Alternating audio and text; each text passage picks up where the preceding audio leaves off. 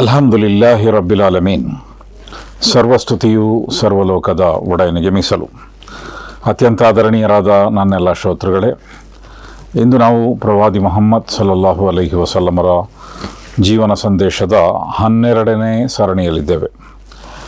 ಕಳೆದ ಸರಣಿಯಲ್ಲಿ ನಾವು ಪ್ರವಾದಿ ಮುಹಮ್ಮದ್ ಸಲ್ಲಲ್ಲಾಹು ಅಲೈಹಿ ವಸಲ್ಲಂ ಎದುರಿಸಬಹುದಾದಂತಹ ಸಂಕಷ್ಟಗಳ ಬಗ್ಗೆ ಅಲ್ಲಾಹನು ಮೊದಲೇ ಅದನ್ನು ಪ್ರವಾದಿ ಮುಹಮ್ಮದ್ ಸಲ್ಲಲ್ಲಾಹು ಅಲೈಹಿ ವಸಲ್ಲಮರಿಗೆ ತಿಳಿಸಿ ಅವರಿಗೆ ಸಾಂತ್ವನ ಹೇಳಿದ್ದನು. ಸಾಂತ್ವನದ 2 ಅಧ್ಯಾಯಗಳು ಪವಿತ್ರ ಕುರ್ಆನ್ನ ಮೂಲಕ ಅವತೀರ್ಣವಾಗಿದ್ದವು. ಆ ಅಧ್ಯಾಯ ನಂಬರ್ 93 ಮತ್ತು 94, ಅದ್ದುಹಾ ಮತ್ತು ಅಲ್ ಇನ್ಶರಾ ಎಂಬ 2 ಅಧ್ಯಾಯಗಳನ್ನು ಅಲ್ಲಾಹನು ಪ್ರವಾದಿ ಮುಹಮ್ಮದ್ ಸಲ್ಲಲ್ಲಾಹು ಅಲೈಹಿ ವಸಲ್ಲಮರಿಗೆ ಸಾಂತ್ವನ ನೀಡಲು ಅವತೀರ್ಣಗೊಳಿಸಿದ್ದನು. ಆರಂಭದ ಪ್ರವಾದಿತ್ವದ ಆರಂಭದಲ್ಲೇ ಅವರ ಮೇಲೆ ಅವತೀರ್ಣಗೊಂಡಂತಹ 2 ಸಾಂತ್ವನದ ಸೂಕ್ತಗಳು ಮತ್ತು ಅಧ್ಯಾಯಗಳು ಇವು. ಈ ಅಧ್ಯಾಯದ ಮೂಲಕ ಪ್ರವಾದಿ ಮುಹಮ್ಮದ್ ಸಲ್ಲಲ್ಲಾಹು ಅಲೈಹಿ ವಸಲ್ಲಂ ಎಂತಹ ಒಂದು ಬಲಿಷ್ಠವಾದ ಆತ್ಮಸ್ಥೈರ್ಯವನ್ನು ಗಳಿಸಿಕೊಂಡರು ಎಂದರೆ, ತಮ್ಮ ಜೀವನದಲ್ಲಿ ಬಂದಂತಹ ವಿವಿಧ ಸಂಕಷ್ಟಗಳನ್ನು ಅವರು ಅತ್ಯಂತ ಧೈರ್ಯದಿಂದ ಎದುರಿಸಿದರು ಮತ್ತು ಯಾವುದೇ ಸಂಕಷ್ಟಗಳಿಗೂ ಕೂಡ ವಿಚಲಿತರಾಗದೆ ತಮ್ಮ ಸಂದೇಶವನ್ನು ಅವರು ಮುಂದುವರಿಸಿದರು. ಇದರಿಂದ ನಮಗೆ ಗೊತ್ತಾಗುವಂತಹ ಇನ್ನೊಂದು ಅಂಶ ಅಂತ ಹೇಳಿದರೆ, ಸಾಂತ್ವನದ ಅಗತ್ಯ ಪ್ರವಾದಿ ಮುಹಮ್ಮದ್ ಸಲ್ಲಲ್ಲಾಹು ಅಲೈಹಿ ವಸಲ್ಲಮರಿಗೆ ಇದೆ ಮತ್ತು ಅಲ್ಲಾಹನು ಸಾಂತ್ವನ ಕೊಡುತ್ತಾನೆ ಎಂದಾದರೆ, ನಮ್ಮ ಜೀವನದಲ್ಲಿ ನಮಗೆ ಬೇರೆ ಬೇರೆ ಹಂತಗಳಲ್ಲಿ ಮತ್ತು ಬೇರೆ ಬೇರೆ ಸ್ಥಳಗಳಲ್ಲಿ ಸಾಂತ್ವನದ ಅಗತ್ಯ ಇರುತ್ತದೆ. ತಂದೆ ಎಂಬ ನೆಲೆಯಲ್ಲಿ, ಸಹೋದರನೆಂಬ ನೆಲೆಯಲ್ಲಿ, ಉದ್ಯೋಗಿ ಎಂಬ ನೆಲೆಯಲ್ಲಿ, ಹಿರಿಯನೆಂಬ ನೆಲೆಯಲ್ಲಿ, ಹೀಗೆ ಯಾವುದೇ ನೆಲೆಯಲ್ಲಿಯೂ ಕೂಡ ಸ್ತ್ರೀ ಪುರುಷರಿಗೆ ಸಾಂತ್ವನದ ಅಗತ್ಯ ಇರುತ್ತದೆ. ಆದ್ದರಿಂದ ಸಾಂತ್ವನ ಕೊಡುವಂತಹ ಮತ್ತು ಅಂತಹ ವ್ಯಕ್ತಿಗಳು ಕೂಡ, ಅಂತಹ ಸಂಬಂಧಗಳನ್ನು ಕೂಡ ನಾವು ನಮ್ಮೊಂದಿಗೆ ಜೋಡಿಸಿಟ್ಟುಕೊಳ್ಳಬೇಕಾದಂತಹ ಅಗತ್ಯ ಇದೆ. ಅದೇ ರೀತಿಯಲ್ಲಿ ಪ್ರವಾದಿ ಮುಹಮ್ಮದ್ ಸಲ್ಲಲ್ಲಾಹು ಅಲೈಹಿ ವಸಲ್ಲಂ ಅವರನ್ನು ಎದುರಿಸಲು, ಅವರನ್ನು ವಿರೋಧಿಸಲು ಶತ್ರುಗಳು ಹೂಡಿದಂತಹ ಸಂಚು ಮತ್ತು ವಿವಿಧ ರೀತಿಯ ಪ್ರತಿರೋಧಗಳು ಮತ್ತು ಕೊನೆಗೆ ಅದು ಪಡೆದುಕೊಂಡಂತಹ ರೋಚಕ ತಿರುವುಗಳು ಇತ್ಯಾದಿ ಅನೇಕ ವಿಷಯಗಳನ್ನು ನಾವು ಕಳೆದ ಸಂಚಿಕೆಯಲ್ಲಿ ಅಥವಾ ಕಳೆದ ಸರಣಿಯಲ್ಲಿ ಕೇಳಿದ್ದೇವೆ. ಇಂದಿನ ಈ ಸರಣಿಯಲ್ಲಿ ನಾನು ಇದೇ ಪ್ರವಾದಿ ಮುಹಮ್ಮದ್ ಸಲ್ಲಲ್ಲಾಹು ಅಲೈಹಿ ವಸಲ್ಲಮರ ಪ್ರತಿರೋಧಕ್ಕಾಗಿ ಜನರು ಮಾಡಿದಂತಹ ವಿವಿಧ ಕೆಲಸಗಳನ್ನು ಮುಂದುವರಿಸುತ್ತಾ ಕೆಲವು ವಿಷಯಗಳನ್ನು ಹೇಳುತ್ತಿದ್ದೇನೆ. ಅದರಲ್ಲಿ ಮುಖ್ಯವಾಗಿ ವಲೀದ್ ಬಿನ್ ಮುಗೈರಾ ಎಂಬ ಒಬ್ಬ ದೊಡ್ಡ ವ್ಯಕ್ತಿ ಇದ್ದ. ಆತ ಒಬ್ಬ ನೇತಾರನಾಗಿದ್ದ, ಪ್ರಸಿದ್ಧನಾಗಿದ್ದ ಮತ್ತು ಆ ವ್ಯಕ್ತಿಯು ಕೂಡ ಪ್ರವಾದಿ ಮುಹಮ್ಮದ್ ಸಲ್ಲಲ್ಲಾಹು ಅಲೈಹಿ ವಸಲ್ಲಮರನ್ನು ಅತ್ಯಂತ ಉಗ್ರವಾಗಿ ವಿರೋಧ ಮಾಡಿದ. ಆದರೆ ವಿರೋಧಿಗಳ ಸಾಲಿನಲ್ಲಿ ಹಲವು ರೀತಿಯ ವ್ಯಕ್ತಿಗಳಿದ್ದರು. ಉದಾಹರಣೆಗೆ ಅಬೂ ಜಹಲ್ ಅತ್ಯಂತ ಕೀಳುಮಟ್ಟದ ಕೃತ್ರಿಮ ಮಾಡುವಂಥ ಒಬ್ಬ ವ್ಯಕ್ತಿಯಾಗಿದ್ದರು. ವಲೀದ್ ಬಿನ್ ಮುಗೀರಾ ಕೂಡ ಎದುರಾಳಿಯೇ, ಆದರೆ ಅತ್ಯಂತ ಕೀಳ್ಮಟ್ಟಕ್ಕೆ ಇಳಿಯಲಿಲ್ಲ. ಅವನು ಅತ್ಯಂತ ತೀವ್ರವಾದ ಪ್ರತಿರೋಧ ಮಾಡ್ತಲೇ ಇದ್ದ ತನ್ನ ಮರಣದವರೆಗೆ. ಆದರೆ ಅದರಲ್ಲಿಯೂ ಕೂಡ ಒಂದು ಮಟ್ಟವನ್ನು ಅವನು ಕಾಯ್ದುಕೊಂಡಿದ್ದ. ಪವಿತ್ರ ಕುರ್ಆನ್ನಲ್ಲಿ ಆ ವ್ಯಕ್ತಿಯ ಬಗ್ಗೆಯೂ ಕೂಡ ಪ್ರಸ್ತಾಪ ಬಂದಿದೆ. ಆದ್ದರಿಂದಲೇ ನಾನು ಆರಂಭದಲ್ಲೇ ಹೇಳಿದಂತೆ, ಸೀರತ್ನ ಅಧ್ಯಯನದಲ್ಲಿ ಪ್ರವಾದಿ ಮುಹಮ್ಮದ್ ಸಲ್ಲಲ್ಲಾಹು ಅಲೈಹಿ ವಸಲ್ಲಮರ ಅಧ್ಯಯನವನ್ನು ಮಾಡುವಾಗ ಪವಿತ್ರ ಕುರ್ಆನ್ನ ಬೇರೆ ಬೇರೆ ಸೂಕ್ತಗಳು ಮತ್ತು ಬೇರೆ ಬೇರೆ ಅಧ್ಯಾಯಗಳು ಯಾವ ರೀತಿಯಲ್ಲಿ ಅದನ್ನು ವಿವರಿಸಿವೆ ಎಂಬುದು ಕೂಡ ಬಹಳ ಮುಖ್ಯವಾಗಿದೆ. ವಲೀದ್ ಬಿನ್ ಮುಗೀರಾ ಬಹಳ ಸಿರಿವಂತನಾದಂತಹ ವ್ಯಕ್ತಿಯಾಗಿದ್ದ, ಸ್ಥಿತಿವಂತನಾದಂತಹ ವ್ಯಕ್ತಿಯಾಗಿದ್ದ, ಜನಮನ್ನಣೆ ಗಳಿಸಿದಂತಹ ಜನಪ್ರಿಯ ವ್ಯಕ್ತಿಯಾಗಿದ್ದ ಮತ್ತು ಅನೇಕ ಮಕ್ಕಳ ತಂದೆಯಾಗಿದ್ದ. ಅದೇ ರೀತಿಯಲ್ಲಿ ಆ ಎಲ್ಲ ಮಕ್ಕಳು ಕೂಡ ಅವನ ಹತ್ತಿರವಿದ್ದರು. ಅದು ಕೂಡ ಅವನ ಒಂದು ದೊಡ್ಡ ಭಾಗ್ಯ. ಅದೇ ರೀತಿಯಲ್ಲಿ ಅವನು ಒಂದು ಸಂದರ್ಭದಲ್ಲಿ ಅವನು ದೊಡ್ಡ ಕವಿಯೂ ಕೂಡ ಆಗಿದ್ದ. ಅರಬಿ ಭಾಷೆಯಲ್ಲಿ ಬಹಳ ದೊಡ್ಡ ಪಾಂಡಿತ್ಯವಿತ್ತು ಮತ್ತು ಆ ಕಾಲದ ದೊಡ್ಡ ಕವಿಗಳಲ್ಲಿ ವಲೀದ್ ಬಿನ್ ಮುಗೀರಾ ಕೂಡ ಗಣಿಸಲ್ಪಡುತ್ತಿದ್ದ.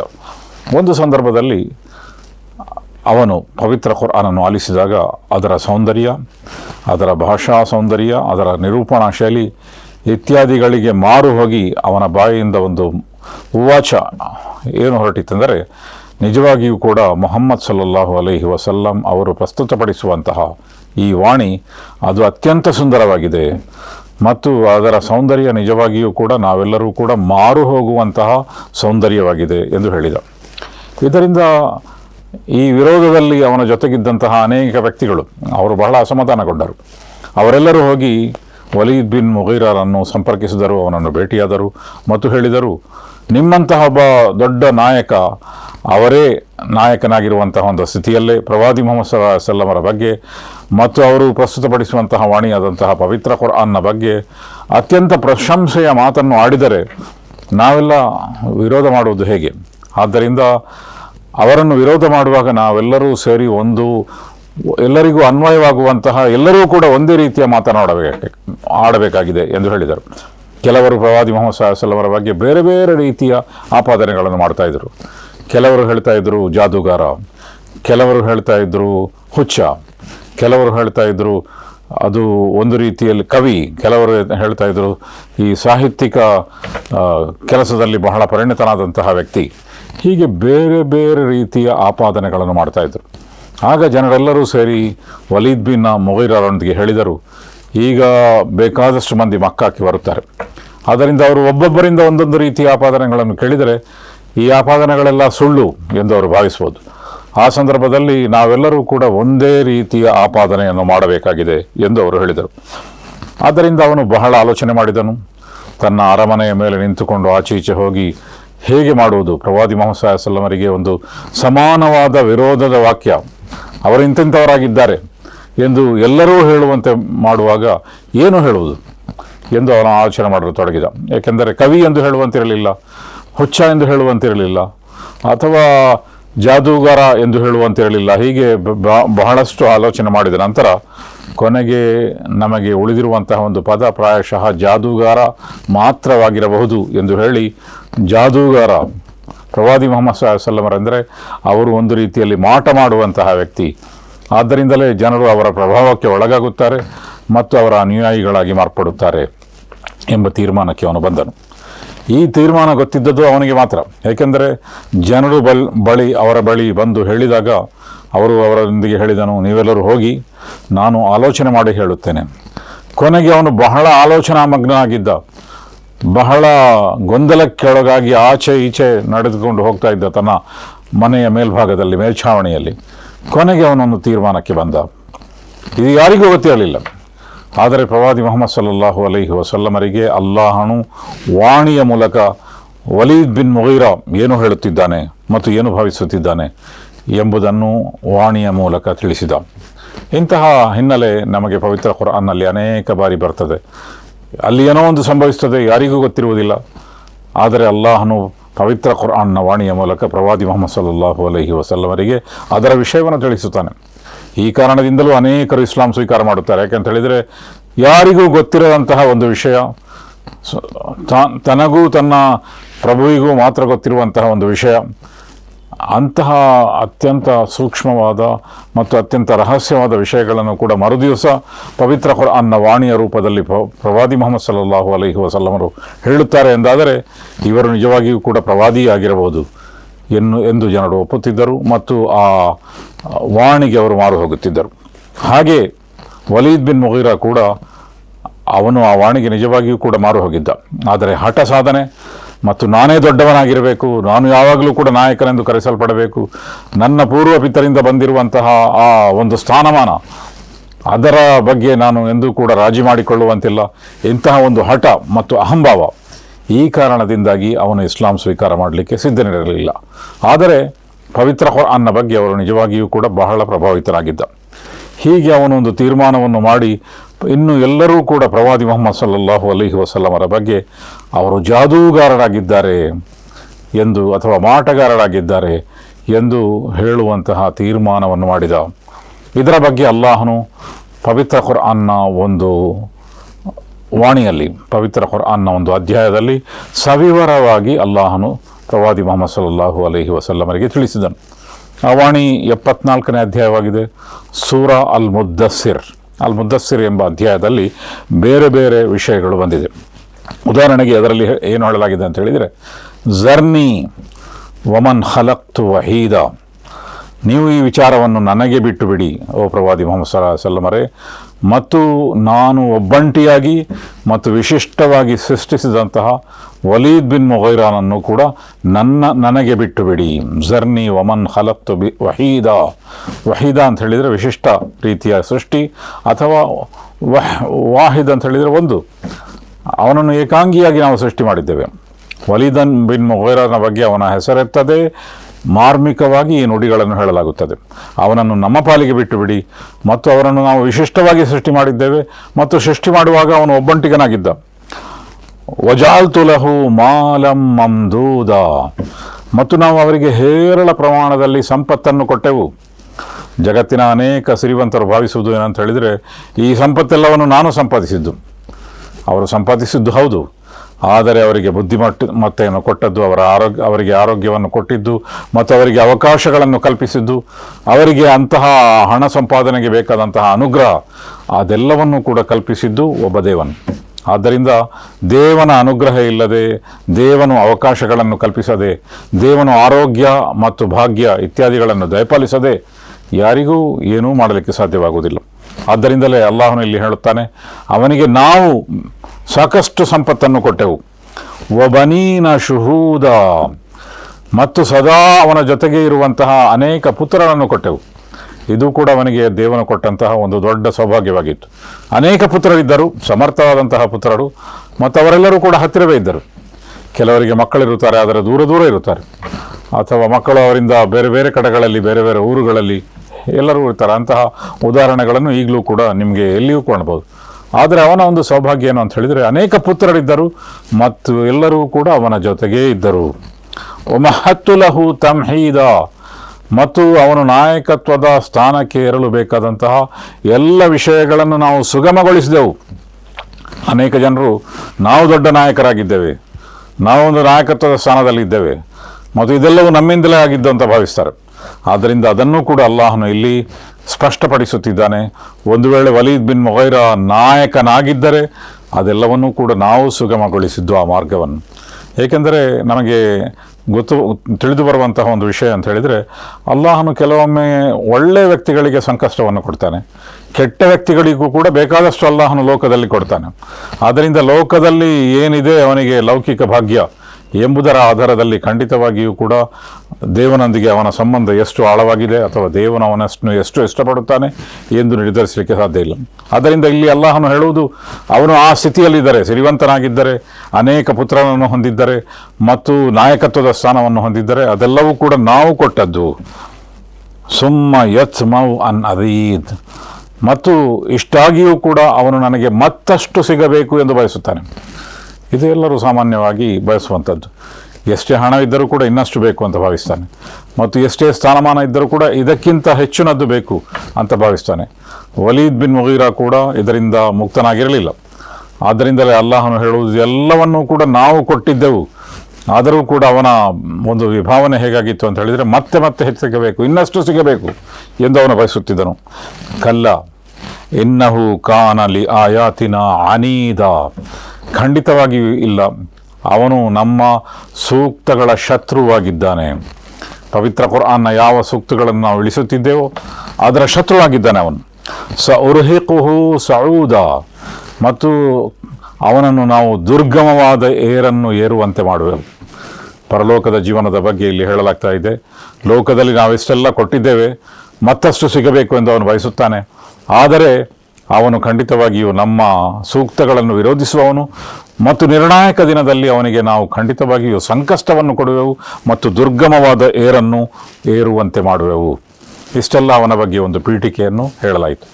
ಅನಂತರ ಪ್ರವಾದಿ ಮುಹಮ್ಮದ್ ಸಲ್ಲಮರ ಬಗ್ಗೆ ಅವನು ಏನು ಆಲೋಚನೆ ಮಾಡಿದ, ಅವನಿಗೆ ಮಾತ್ರ ಗೊತ್ತಿದ್ದಂತಹ ವಿಷಯ, ಅದನ್ನು ದೇವವಾಣಿಯ ಮೂಲಕ ತಿಳಿಸಲಾಯಿತು.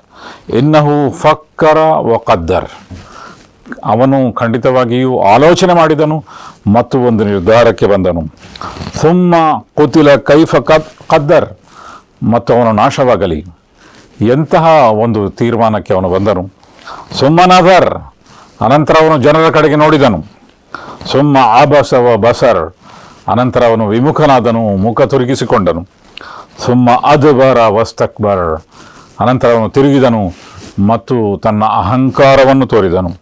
ಫಕಾಲ ಇನ್ಹಾದ ಇಲ್ಲ ಸಿಹ್ರು ಯುಸರ್, ಮತ್ತು ಹೇಳಿದನು, ಖಂಡಿತವಾಗಿಯೂ ಇದು ಹಿಂದಿನ ಕಾಲದಿಂದ ಬಂದಿರುವಂತಹ ಮಾಟ ಮತ್ತು ಜಾದೂ ಆಗಿದೆ. ಇದು ಹೊಸ ವಿಚಾರನೂ ಅಲ್ಲ. ಮಕ್ಕಾದಲ್ಲಿ ಅನೇಕ ಮಾಟಗಾರರು, ಅನೇಕ ಜಾದೂಗಾರರು ಆಗಿ ಹೋಗಿದ್ದಾರೆ. ಆದ್ದರಿಂದ ಹಿಂದಿನ ಕಾಲದಿಂದಲೂ ಕೂಡ ಈ ಮಾಟಗಾರರು ಜಾದೂಗಾರರು ಬಂದಿದ್ದಾರೆ. ಅಂತಹ ಒಂದು ಜಾದೂಗಾರ ಇವರು ಕೂಡ ಆಗಿದ್ದಾರೆ, ಪ್ರವಾದಿ ಮೊಹಮ್ಮದ್ ಸಲ್ಲಲ್ಲಾಹು ಅಲೈಹಿ ವಸಲ್ಲಂ ಅವರು ಕೂಡ ಆಗಿದ್ದಾರೆ ಎಂಬ ತೀರ್ಮಾನಕ್ಕೆ ಅವನು ಬಂದನು ಮತ್ತು ಹೇಳಿದನು, ಇನ್ಹಾದ ಇಲ್ಲ ಕೌಲುಲ್ ಬಶರ್, ಇದು ಒಬ್ಬ ಮನುಷ್ಯನ ವಾಣಿ ಅಲ್ಲದೆ ಬೇರೇನೂ ಆಗಲಿಕ್ಕೆ ಸಾಧ್ಯ ಇಲ್ಲ. ಇದು ದಿವ್ಯವಾಣಿ ಅಲ್ಲ, ಅಲ್ಲಾಹನ ಕಡೆಯಿಂದ ಬಂದಂತಹ ವಾಣಿ ಅಲ್ಲ, ಬದಲಾಗಿ ಇದೊಂದು ರೀತಿಯ ಮಾಟ, ಇದೊಂದು ರೀತಿಯ ಜಾದು ಮತ್ತು ಇದು ಮನುಷ್ಯನ ವಾಣಿಯಾಗಿದೆ. ಉರ್ಹಿಕುಹು ಸಕರ್, ಮತ್ತು ನಾವು ಅವನನ್ನು ನರಕಾಗ್ನಿಗೆ ತಳ್ಳಿ ಬಿಡುವೆವು. ಮತ್ತು ಈ ರೀತಿಯಲ್ಲಿ ವಾಣಿ ಮುಂದುವರಿಯುತ್ತದೆ.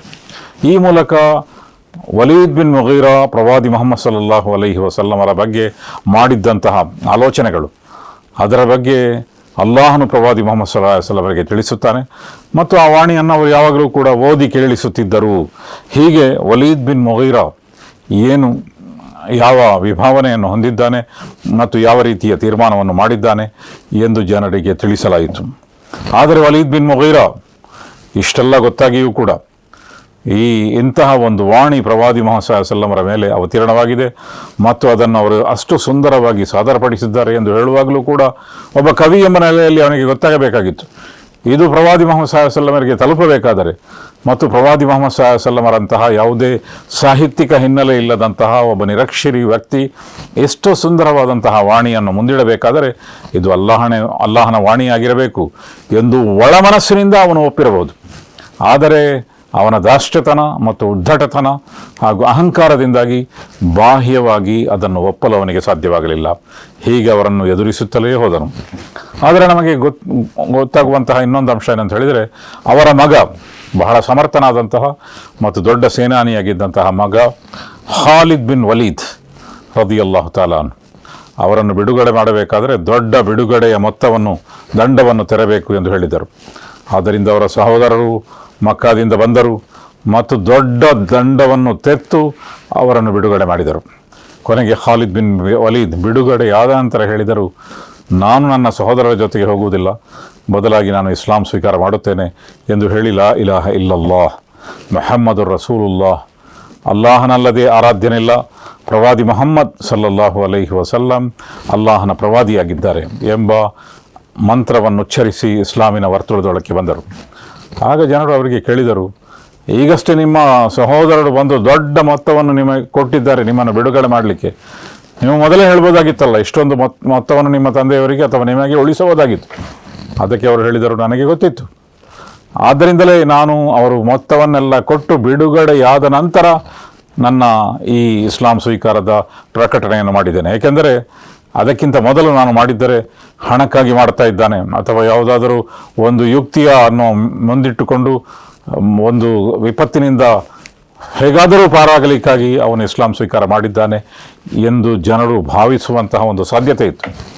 ಆ ಕಾರಣಕ್ಕಾಗಿ ಅದನ್ನು ತಳ್ಳಿಬಿಡಲಿಕ್ಕಾಗಿ ಎಲ್ಲವೂ ಮುಗಿದ ನಂತರ, ನಾನು ಬಿಡುಗಡೆಯಾದ ನಂತರ ಸ್ವತಂತ್ರ ವ್ಯಕ್ತಿ ಮತ್ತು ಸ್ವತಂತ್ರ ತೀರ್ಮಾನ ಮತ್ತು ಅತ್ಯಂತ ಪ್ರಾಮಾಣಿಕವಾದಂತಹ ತೀರ್ಮಾನ ಎಂದು ಜನರಿಗೆ ಗೊತ್ತಾಗಲಿ ಎಂಬ ಕಾರಣಕ್ಕಾಗಿ ಅನಂತರ ಇಸ್ಲಾಂ ಸ್ವೀಕಾರ ಮಾಡಿದ್ದೇನೆ ಎಂದು ಹೇಳಿದರು. ಹೀಗೆ ಅವರು ಇಸ್ಲಾಂ ಸ್ವೀಕಾರ ಮಾಡಿದ ಕೆಲವೇ ದಿನಗಳಲ್ಲಿ ಒಂದು ದೊಡ್ಡ ಯುದ್ಧದಲ್ಲಿ ಸೇನಾನಿಯಾಗಿ ಅವರಿಗೆ ಪಾತ್ರವಹಿಸಬೇಕಾಯಿತು ಮತ್ತು ಅದರಲ್ಲಿ ಬಹಳ ಒಂದು ಸಮರ್ಥವಾದ ಪಾತ್ರವನ್ನು ಅವರು ವಹಿಸಿದರು. ಮತ್ತು ಮುಂದೆ ಮುಸ್ಲಿಮರು ರೋಮನ್ ಸಾಮ್ರಾಜ್ಯ ಮತ್ತು ಪರ್ಷಿಯನ್ ಸಾಮ್ರಾಜ್ಯ ಎಂದು ಕರೆಯಲ್ಪಡುತ್ತಿದ್ದಂತಹ ಆಗಿನ ಕಾಲದ ಎರಡು ದೊಡ್ಡ ಶಕ್ತಿಗಳು, ಅದನ್ನು ಜಯಿಸುವಾಗ ಅಲ್ಲಿ ಪ್ರಮುಖ ಸೇನಾನಿಯಾಗಿದ್ದವರು ಖಾಲಿದ್ ಬಿನ್ ವಲೀದ್ ರದಿಯಲ್ಲಾಹು ತಾಲಾ ಅನ್ಹುರವರು. ಈ ಕಾರಣದಿಂದ ನಮಗೆ ಗೊತ್ತಾಗುವುದೇನಂತ ಹೇಳಿದರೆ, ತಂದೆ ನಿರಂತರ ವಿರೋಧ ಮಾಡ್ತಾ ಇದ್ದರು, ಮಗನೂ ವಿರೋಧ ಮಾಡ್ತಾ ಇದ್ದ ಖಾಲಿದ್ ಬಿನ್ ವಲೀದ್. ಆದರೆ ಮಗನಿಗೆ ಅಲ್ಲಾಹನು ಇಸ್ಲಾಂ ಸ್ವೀಕಾರದ ಸೌಭಾಗ್ಯವನ್ನು ಮತ್ತು ಮುಸ್ಲಿಮರಿಗೆ ದೊಡ್ಡ ಕೊಡುಗೆಗಳನ್ನು ಕೊಡುವಂತಹ ಸಾಮರ್ಥ್ಯಗಳನ್ನು ಒಂದು ದೊಡ್ಡ ಉದ್ದೇಶಕ್ಕಾಗಿ ದಾರೆ ಎರೆಯುವಂತಹ ಸೌಭಾಗ್ಯವನ್ನು ಕಲ್ಪಿಸಿದನು. ಇಂತಹ ಬೇರೆ ಉದಾಹರಣೆಗಳನ್ನು ಕೂಡ ಕಾಣಲಿಕ್ಕೆ ನಮಗೆ ಸಾಧ್ಯ ಇದೆ. ಉದಾಹರಣೆಗೆ ಅಬೂ ಜಹಲ್ ಮತ್ತೊಬ್ಬ ದೊಡ್ಡ ವಿರೋಧಿ, ಅದು ಕೂಡ ಅತ್ಯಂತ ಕೆಳಮಟ್ಟದ ಕೃತ್ರಿಮ್ಯವನ್ನು ಮಾಡ್ತಾ ಇದ್ದಂತಹ ಒಬ್ಬ ವಿರೋಧಿ. ಪ್ರವಾದಿ ಮೊಹಮ್ಮದ್ ಸಲ್ಲಲ್ಲಾಹು ಅಲೈಹಿ ವಸಲ್ಲಮರ ಮೇಲೆ ಸಲ್ಲದ ಆರೋಪ ಹೊರಿಸ್ತಾ ಇದ್ದಂಥ, ಅವರ ಮನನ್ನು ನೋಯಿಸ್ತಾ ಇದ್ದಂಥ ಒಬ್ಬ ವಿರೋಧಿ. ಅವರ ಮಗ ಕೂಡ ಅವರ ಜೊತೆಗೆ ಇದ್ದನು. ಅವರು ಬದರ್ನಲ್ಲಿ, ಉಹದ್ನಲ್ಲಿ ಮತ್ತು ಖಂದಕ ಯುದ್ಧದಲ್ಲಿ ಇದೆಲ್ಲದರಲ್ಲಿಯೂ ಕೂಡ ಮುಸ್ಲಿಮರ ವಿರುದ್ಧ ಭಾಗವಹಿಸಿದ್ದಂತಹ ಒಬ್ಬ ವ್ಯಕ್ತಿ ಇಕ್ರಿಮಾ ಬಿನ್ ಅಬೂ ಜಹಲ್. ಕೊನೆಗೆ ಮಕ್ಕಾ ವಿಜಯವಾಯಿತು. ಅವರ ಪತ್ನಿ ಇಸ್ಲಾಂ ಸ್ವೀಕಾರ ಮಾಡಿದ್ದರು ಆದರೆ ಮಕ್ಕಾ ವಿಜಯವಾದ ನಂತರ ಅವರು ಮಕ್ಕಾ ಬಿಟ್ಟು ಓಡಿ ಹೋಗಲಿಕ್ಕಾಗಿ ದೋಣಿಯಲ್ಲಿ ಕುಳಿತುಕೊಂಡಿದ್ದರು. ಮತ್ತು ಅದೇ ಸಂದರ್ಭದಲ್ಲಿ ಒಂದು ದೊಡ್ಡ ಚಂಡಮಾರುತ ಬಂತು. ಏನು ಚಂಡಮಾರುತ ಬಂದಂತಹ ಸಂದರ್ಭದಲ್ಲಿ ಅವರಿಗೆ ನನ್ನ ಜೀವನಕ್ಕೆ ಏನಾಗ್ತಾ ಇದೆ, ಕೊನೆಗೆ ಆ ಸಂದರ್ಭದಲ್ಲಿ ಹೆದರಿಕೆಯಿಂದ ಅವರು ದೇವನಲ್ಲಿ ಏನು ಪ್ರಾರ್ಥನೆ ಮಾಡಿದರು ಅಂತ ಹೇಳಿದರೆ, ಈ ಚಂಡಮಾರುತದಿಂದ ನನಗೆ ಮುಕ್ತಿ ದೊರೆತರೆ ನಾನು ಇಸ್ಲಾಂ ಸ್ವೀಕಾರ ಮಾಡ್ತೇನೆ.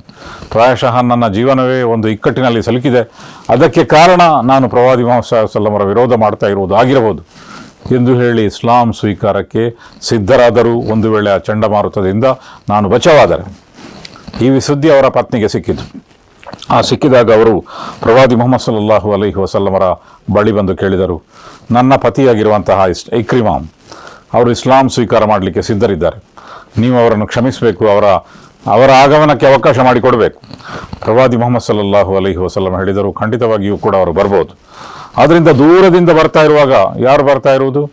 ಅಬೂ ಜಹಲ್ನ ಮಗ. ಅಬೂ ಜಹಲ್ ಯಾರು? ದೊಡ್ಡ ವಿರೋಧಿ. ಮತ್ತು ಇಕ್ರಿಮಾ ಕೂಡ ಅನೇಕ ಯುದ್ಧಗಳಲ್ಲಿ ಮುಸ್ಲಿಮರ ವಿರುದ್ಧ ಭಾಗವಹಿಸಿದಂಥ ಒಬ್ಬ ವ್ಯಕ್ತಿ. ಆ ವ್ಯಕ್ತಿ ಬರ್ತಾ ಇರುವಂತಹ ಸಂದರ್ಭದಲ್ಲಿ ಜನರೆಲ್ಲರೂ ಕೂಡ ಇದು ಅಬೂ ಜಹಲ್ನ ಮಗ ಎಂದು ಹೇಳುವಂತಹ ಸಾಧ್ಯತೆ ಇತ್ತು, ಅಥವಾ ಅವರ ತಂದೆಗೆ ಬೈಯುವಂತಹ ಸಾಧ್ಯತೆ ಇತ್ತು. ಅಂತಹ ಸಂದರ್ಭದಲ್ಲಿಯೂ ಕೂಡ ಪ್ರವಾದಿ ಮುಹಮ್ಮದ್ ಸಲ್ಲಲ್ಲಾಹು ಅಲೈಹಿ ವಸಲ್ಲಂ ಮನುಷ್ಯನ ಭಾವನೆಗಳಿಗೆ, ಮನುಷ್ಯನಲ್ಲಿರುವಂತಹ ಭಾವನಾತ್ಮಕ ಅಂಶಗಳಿಗೆ ಎಷ್ಟು ಸೂಕ್ಷ್ಮವಾಗಿ ಸ್ಪಂದಿಸಿದ್ದಾರೆ ಅಂತ ಹೇಳಿದರೆ, ಅವರು ಹೇಳಿದರು, ಯಾತೀಕುಂ ಇಕ್ರಿಮಾ ಬಿನ್ ಅಬೂ ಜಹಲ್ ಮುಅ್ಮಿನನ್ ವ ಮುಹಾಜಿರನ್. ಇಕ್ರಿಮಾ ಬಿನ್ ಅಬೂ ಜಹಲ್, ಅಬೂ ಜಹಲ್ನ ಮಗನಾದಂತಹ ಇಕ್ರಿಮಾ ಒಬ್ಬ ಸತ್ಯವಿಶ್ವಾಸಿಯಾಗಿ ಮತ್ತು ಒಬ್ಬ ವಲಸೆ ಬಂದವನಾಗಿ ಬರ್ತಾ ಇದ್ದಾರೆ. ಅವರು ಮಕ್ಕ ಬಿಟ್ಟು ಹೋಗಿದ್ರು, ಓಡಿ ಹೋಗಿದ್ರು, ಅರ್ಧ ದಾರಿಯಲ್ಲಿ ಮತ್ತೆ ಅವರಿಗೆ ಬರಬೇಕಾಯಿತು. ಆದ್ದರಿಂದ ಅವರು ವಲಸೆ ಬಂದರು, ಮತ್ತೆ ವಿಶ್ವಾಸದೊಂದಿಗೆ ಬರ್ತಾ ಇದ್ದಾರೆ.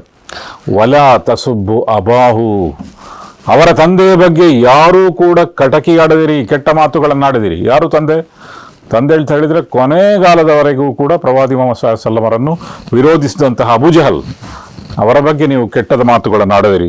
ಫಇನ್ನ ಸಬ್ಬಲ್ ಮೈತಿ ಯೂಸಿಲ್ ಹೈ, ಯಾಕೆಂದರೆ ಅವರು ಈಗಾಗಲೇ ಸತ್ತು ಹೋಗಿದ್ದಾರೆ ಅಬೂ ಜಹಲ್. ಆದರೆ ಸತ್ತ ವ್ಯಕ್ತಿಯ ಬಗ್ಗೆ ನೀವು ಕೆಟ್ಟ ಮಾತುಗಳಾದರೆ ಆಡಿದರೆ ಜೀವಂತವಿರುವಂತಹ ವ್ಯಕ್ತಿ ಅಂದರೆ ಅವರ ಮಗ ಇಕ್ರಿಮಾ, ಅವರಿಗೆ ಅದರಿಂದ ನೋವುಂಟಾಗ್ತದೆ. ಆದ್ದರಿಂದ ಅವರ ಬಗ್ಗೆ ಏನೂ ಹೇಳದಿರಿ. ಹೀಗೆ ಪ್ರವಾದಿ ಮುಹಮ್ಮದ್ ಸಲ್ಲಲ್ಲಾಹು ಅಲೈಹಿ ವಸಲ್ಲಂ ಅವರು ಹೇಳಿದರು ಮತ್ತು ಅವರು ಇಸ್ಲಾಂ ಸ್ವೀಕಾರ ಮಾಡಿದರು.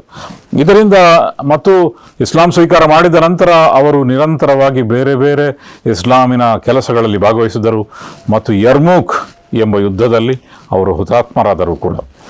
ಇಲ್ಲಿ ಎರಡು ಘಟನೆಗಳನ್ನು ನಾವು ಕಾಣ್ಬೋದು. ತಂದೆ ವಿರೋಧ ಮಾಡ್ತಾ ಇದ್ರು, ಮಗ ಕೂಡ ಅದನ್ನೇ ವಿರೋಧ ಮಾಡ್ತಾ ಇದ್ರು. ಆದರೆ ಮಗನಿಗೆ ಒಂದು ಕಾಲಘಟ್ಟದಲ್ಲಿ ಮತ್ತೆ ಇಸ್ಲಾಮಿನ ಕಡೆಗೆ ಮರಳುವಂತಹ ಒಂದು ಅವಕಾಶ ಸಿಕ್ಕಿತು. ಮಾತ್ರ ಅಲ್ಲ, ಅವರು ದೊಡ್ಡ ಸೇವೆಯನ್ನು ಇಸ್ಲಾಮಿಗಾಗಿ ಮಾಡಿದರು. ಇದರಿಂದ ನಮಗೆ ಪ್ರವಾದಿ ಮುಹಮ್ಮದ್ ಸಲ್ಲಲ್ಲಾಹು ಅಲೈಹಿ ವಸಲ್ಲಂ ಕಲಿಸಿದಂತಹ ಒಂದು ದೊಡ್ಡ ಉದಾಹರಣೆ ಏನು ಅಂತ ಹೇಳಿದರೆ, ನಮ್ಮ ಸಂದೇಶ ಪ್ರಚಾರ ಅದು ಎಲ್ಲರಿಗೂ ಆಗಿದೆ. ಅದು ನಮ್ಮ ಶತ್ರುಗಳಿಗೂ ಆಗಿದೆ ಮತ್ತು ಶತ್ರುಗಳಿಗೆ ಅತ್ಯಂತ ಹತ್ತಿರವಿರುವಂತಹ ಇತರ ವ್ಯಕ್ತಿಗಳಿಗೂ ಆಗಿದೆ, ವಿರೋಧಿಗಳಿಗೂ ಆಗಿದೆ. ಏಕೆಂದರೆ ಈ ಹೃದಯದ ನಿಯಂತ್ರಣ ಅದು ಇರುವುದು ದೇವನ ಬಳಿ. ಹೃದಯ ಯಾವುದೇ ಸಂದರ್ಭದಲ್ಲಿ ಬದಲಾಗಬಹುದು. ಅಪ್ಪಟ ವಿರೋಧಿಗಳು ಅದಕ್ಕೆ ಅತ್ಯಂತ ವಿರುದ್ಧವಾದಂತಹ ದಿಕ್ಕಿನಲ್ಲಿ ಚಲಿಸುವಂತಹ ಸಾಧ್ಯತೆ ಇದೆ. ಒಂದು ಕಾಲದಲ್ಲಿ ಅವರ ಹೃದಯ ಬದಲಾಗಿ ಬಿಡುತ್ತದೆ. ಇಂತಹ ಅನೇಕ ಉದಾಹರಣೆಗಳು ನಮಗೆ ಪ್ರವಾದಿ ಮುಹಮ್ಮದ್ ಸಲ್ಲಲ್ಲಾಹು ಅಲೈಹಿ ವಸಲ್ಲಮರ ಜೀವನದಲ್ಲಿ ನಮಗೆ ಸಿಗ್ತದೆ. ಅದೇ ರೀತಿಯಲ್ಲಿ ಪ್ರವಾದಿ ಮುಹಮ್ಮದ್ ಸಲ್ಲಲ್ಲಾಹು ಅಲೈಹಿ ವಸಲ್ಲಂ ಈ ಸಂದೇಶ ಪ್ರಚಾರ ಮಾಡ್ತಾ ಇರುವಂತಹ ಸಂದರ್ಭದಲ್ಲಿ ನೇರವಾಗಿ ಪ್ರವಾದಿ ಮುಹಮ್ಮದ್ ಸಲ್ಲಲ್ಲಾಹು ಅಲೈಹಿ ವಸಲ್ಲಂ ಅವರನ್ನೇ ನಾವು ಭೇಟಿಯಾಗಿ ಅವರನ್ನು ಎಲ್ಲ ರೀತಿಯಲ್ಲಿ ವಿರೋಧ ಮಾಡಿದ್ದಾಯಿತು. ಅವರ ಚಿಕ್ಕಪ್ಪನೊಂದಿಗೆ ಹೋಗಿ ದೂರು ಕೊಟ್ಟದ್ದಾಯಿತು.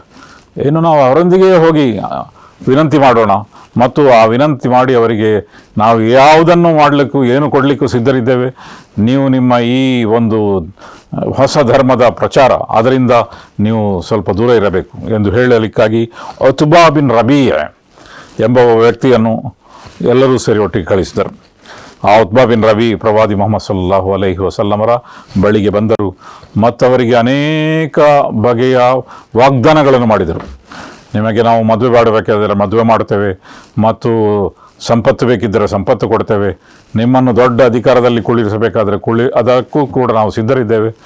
ಆದರೆ ನೀವು ನಿಮ್ಮ ಈ ಒಂದು ಕೆಲಸದಿಂದ ಸಂದೇಶ ಪ್ರಚಾರದಿಂದ ದೂರ ಇರಬೇಕು.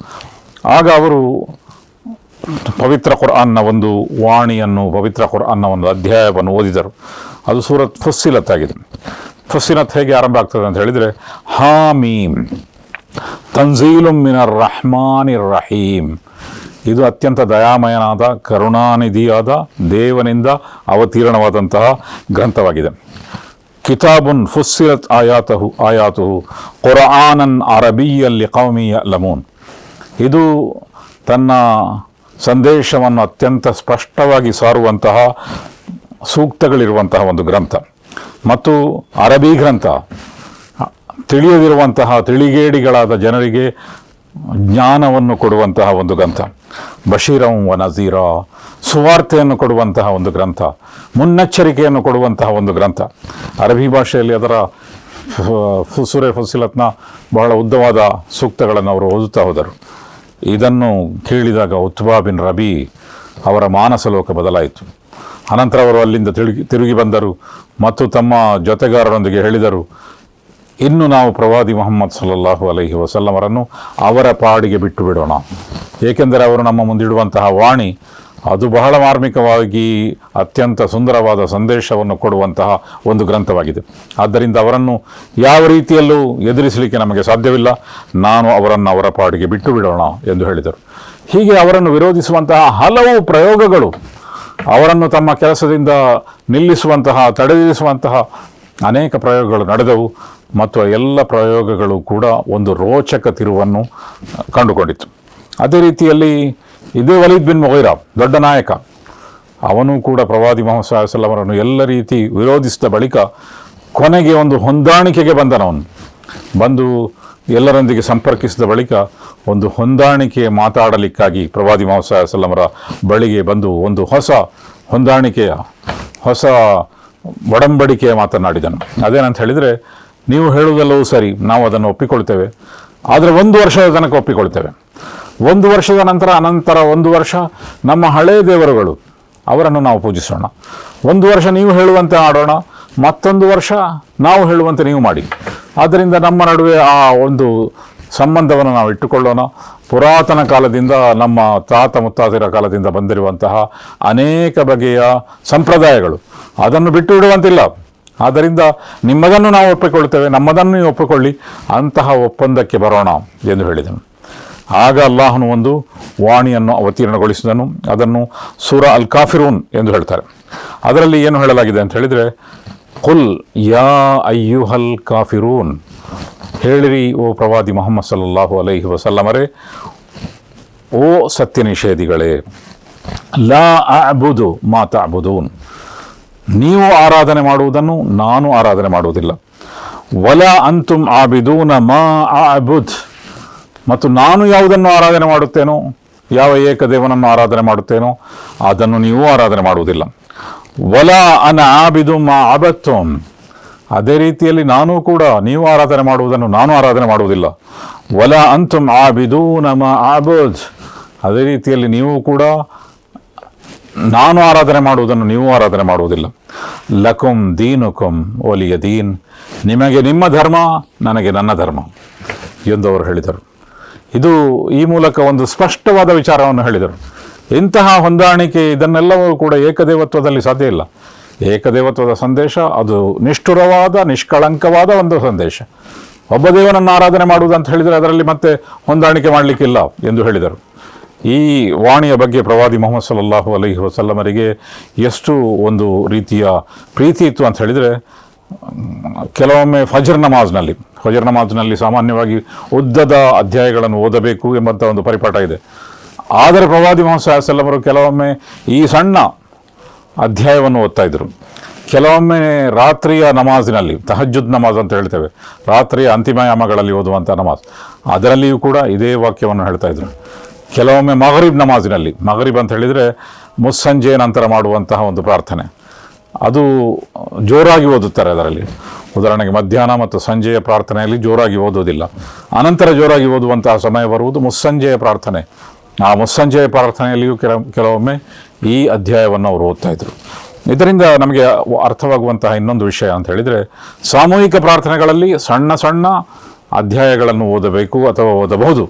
ಮತ್ತು ಫಜರ್ ನಮಾಜ್ನಲ್ಲಿಯೂ ಕೂಡ ಯಾವಾಗಲೂ ಕೂಡ ದೊಡ್ಡ ಅಧ್ಯಾಯಗಳನ್ನೇ ಓದಬೇಕಾಗಿಲ್ಲ. ಯಾಕೆಂತ ಹೇಳಿದರೆ ಪ್ರವಾದಿ ಮೊಹಮ್ಮದರು ಸಲ್ಲಲ್ಲಾಹು ಅಲೈಹಿ ವಸಲ್ಲಂ ಅಲ್ ಕಾಫಿರೂನ್ ಎಂಬ ಸಣ್ಣ ಅಧ್ಯಾಯವನ್ನು ಓದ್ತಾ ಇದ್ದರು. ಅದೇ ರೀತಿಯಲ್ಲಿ ತಹಜ್ಜುದ್ ನಮಾಜ್ನಲ್ಲಿ ಯಾವಾಗಲೂ ಕೂಡ ದೊಡ್ಡ ಅಧ್ಯಾಯವನ್ನೇ ಓದಬೇಕಾಗಿಲ್ಲ. ನಿಮಗೆ ಸಮಯ ಇದ್ದರೆ ಖಂಡಿತವಾಗಿಯೂ ಓದ್ಬೋದು. ಆದರೆ ಸಣ್ಣ ಅಧ್ಯಾಯವನ್ನು ಓದುವಂತಹ ಒಂದು ಅವಕಾಶ ಇದೆ ಎಂದು ಇದರಿಂದ ನಮಗೆ ವ್ಯಕ್ತ ಆಗ್ತದೆ. ಹೀಗೆ ಪ್ರವಾದಿ ಮೊಹಮ್ಮದ್ ಸಲ್ಲಲ್ಲಾಹು ಅಲೈಹಿ ವಸಲ್ಲಮರ ಸಂದೇಶ ಪ್ರಚಾರದ ಜೀವನದಲ್ಲಿ ಬರುವಂತಹ ಒಂದೊಂದು ತಿರುವುಗಳು ಮತ್ತು ಜನರು ಅವರನ್ನು ತಮ್ಮ ಕೆಲಸದಿಂದ ನಿಲ್ಲಿಸಲಿಕ್ಕಾಗಿ ಮಾಡಿದಂತಹ ಪ್ರಯತ್ನಗಳು, ಇದೆಲ್ಲವೂ ಕೂಡ ಈ ಕಾಲದಲ್ಲೂ ನಮಗೆ ಅನೇಕ ಮಾರ್ಗದರ್ಶನಗಳನ್ನು ಮಾಡುತ್ತದೆ. ಮುಂದೆಯೂ ಕೂಡ ಇಂತಹ ರೋಚಕ ತಿರುವುಗಳನ್ನು ಮತ್ತು ಪ್ರತಿರೋಧದ ಕೆಲವು ಉದಾಹರಣೆಗಳನ್ನು ನಾವು ಓದಲು ತಿಳಿಯಲು ಪ್ರಯತ್ನಿಸೋಣ. ಮತ್ತೆ ಸಿಗೋಣ, ಮತ್ತಷ್ಟು ಕಲಿಯೋಣ. ಸರ್ವಸ್ತುತಿ ಸರ್ವಲೋಕದ ಒಡೆಯನಿಗೆ ಮೀಸಲು.